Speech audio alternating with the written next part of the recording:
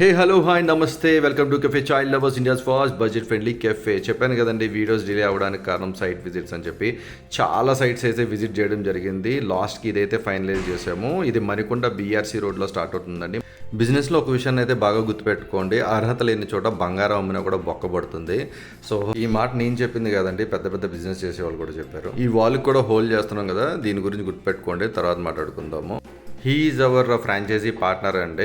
మన దగ్గరకు వచ్చినప్పుడు ఒకటే మాట చెప్పారు, నాకైతే ఈ బిజినెస్లో ఎక్స్పీరియన్స్ లేదు, కాకపోతే నేను ఎంతైనా కష్టపడతానని చెప్పారు. బిజినెస్లో కష్టపడాలి అనే తపనుంటే చాలండి, ఆటోమేటిక్గా సక్సెస్ అదే వస్తుంది.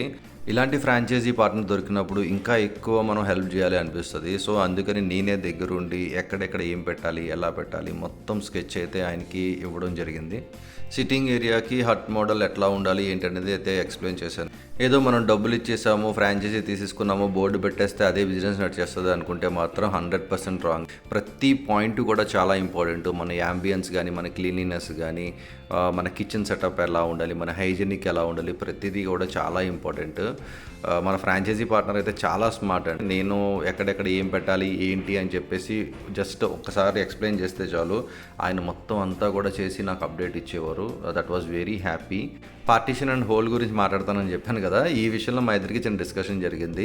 ఒక్క సైడ్ కౌంటర్ ఓపెన్ ఉంది కదా సరిపోదా అని చెప్పేసి అన్నారు. లేదండి, మనకి బోత్ సైడ్స్ రోడ్ కవర్ అవుతున్నప్పుడు బోత్ సైడ్స్ కూడా మనకు ఓపెన్ ఉండాలి, దానివల్ల మంచి లైటింగ్ వస్తుంది అండ్ రెండు వైపులో కూడా కస్టమర్స్ మా కౌంటర్ దగ్గర రావడానికి చాలా అంటే చాలా హెల్ప్ అవుతుంది అని చెప్పాను. వన్స్ ఆ డోర్ ఫిట్ చేసి ఓపెన్ చేసిన తర్వాత ఆ లుక్ అండ్ వైబే మారిపోయింది. Customer was very very happy. 5 years of experience and franchise ఇస్తున్నామంటే ఊరికనే ఇవ్వండి, ప్రతి పాయింట్ కూడా తెలిసి ఉంటుంది. అందుకే మనం ఫ్రాంచైజీ ఇవ్వాలి, అలాంటప్పుడే మనం ఫ్రాంచైజీ ఇచ్చే అర్హత ఉంటుందని చెప్పేసి అనుకుంటాను నేను. మన సీసీఎల్ పార్ట్నర్ అయితే మాటల్లోనే కదండి, చేతల్లో కూడా కష్టపడి చూపిస్తున్నారు. నేను సడన్గా వచ్చి చూసేసరికి ఆయన ఈ పని చేస్తున్నారు.